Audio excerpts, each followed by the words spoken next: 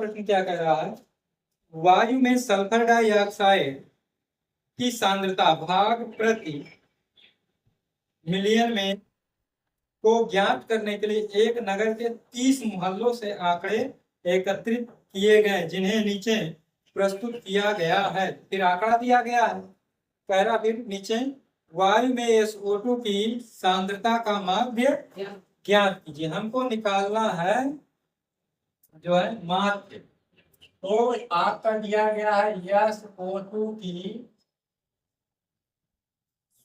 सांद्रता जो कि कार्य करेगा वर्ग अंतराल का, और क्या दिया गया है, बारंबारता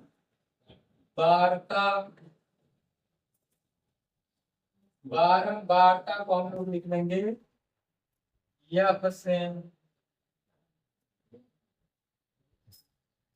अब ये जो सांद्रता दिया गया ये 0.00 से 0.04 0.04 से 0.08 0.08 से 0.12 फिर 0.12 से 0.16 और फिर 0.16 से 0.20 0.20 से 0.24, ये यहाँ तक है।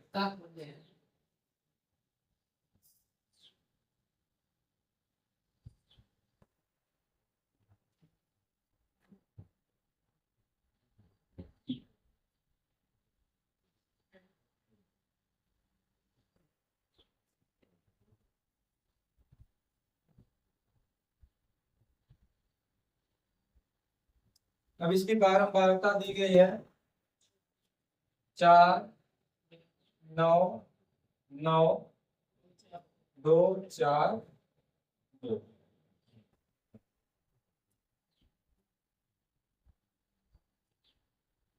अब जब ऐसा वर्गांतराल दिया रहता है तो हम लोग सबसे पहले क्या निकालते हैं, मध्यमान। मध्यमान मतलब x से प्रदर्शित करते हैं, ठीक है। अब मध्यमान क्या होगा, देखिए 0.004 है और उसमें जोड़ेंगे 0.04 तो आएगा आपका 0.04, उसमें 2 से भाग देंगे तो आपका आएगा 0.02। अंतर कितने कितने का है, 0.044 का अंतर है, तो वही छोटे पे चलेंगे 4 और 2 कितना हो जाएगा 6, यानी 0.06। अगला हो जाएगा 6 4 10 यानी 1 0 हो जाएगा, 0.10 4 14 यानी 0.14। अगला हो जाएगा 0.18, अगला हो जाएगा 0.22, ठीक है।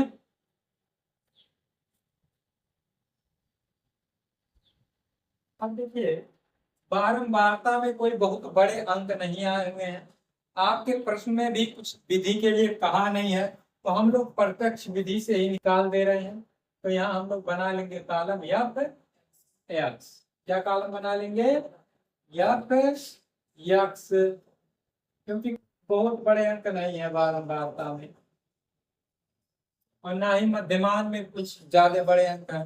गुणा कराना आसान है, तो कल्पित माध्य से न लगा करके हम लोग किससे लगा देंगे, प्रत्यक्ष विधि से। तो यहाँ x होता है 4 गुणे x का मान आपका है 0.0, तो गुणा कराएंगे 4 गुना 8 यानी 0.08, फिर 9 गुणे 0.06, 9 6 54 यानी 0.54, 9 गुणे 0.10 10 9 90 यानी 0.90, 2 गुणे 0.14 कितना हो जाएगा 14 गुना 28 0.28, फिर ऐसे 4 गुणे 0.18 18 14 72, दशमलव मतलब 0.72, फिर 2 गुणे 0.22 या 22 गुना 44 हो जाएगा।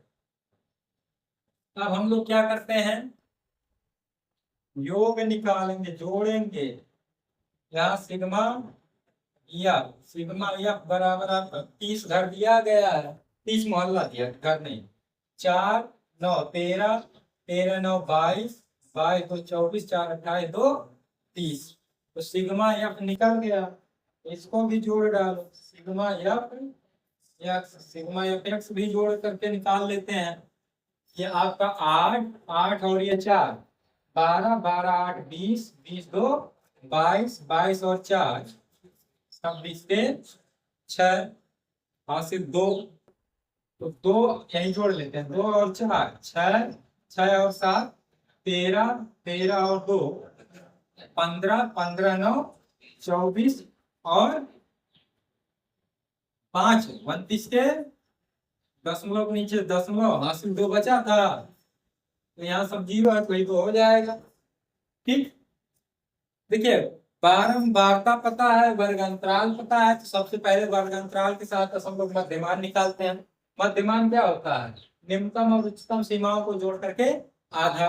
फिर हम लोग यक इंटू यक्स निकालते हैं, मतलब दोनों का गुणनफल, यक और यक्स का गुणनफल, मतलब बारंबारता और मध्यमान का गुणनफल निकालते हैं। फिर सभी बारंबारताओं को जोड़ लेते हैं, सिग्मा एफ आ जाता है, और बारंबारता और मध्यमान के गुणनफल यानी एफ एक्स को पूरा जोड़ लेते हैं, तो आ जाता है सिग्मा एफ एक्स। अब हमारा माध्य निकालना है, माध्य बराबर आपका आ जाएगा सिग्मा एफ एक्स बटे सिग्मा एफ।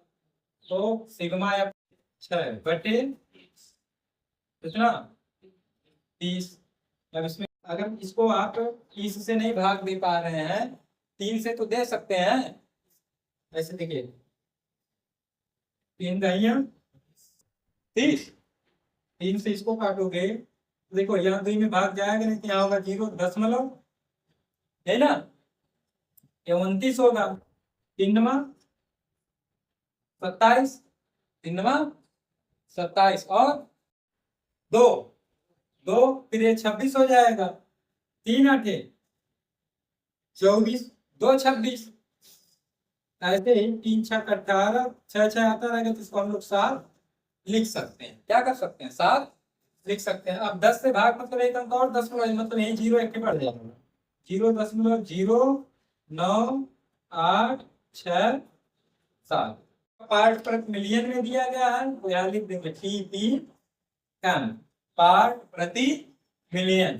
ठीक, इसको हम लोग अगर लिखना चाहें तो लिख सकते हैं 0.099। यहाँ 8 है, उसके बाद का 5 या 5 से अधिक होता है अगर, तो हम लोग उसके पहले वाला अंक क्या कर सकते हैं? बढ़ा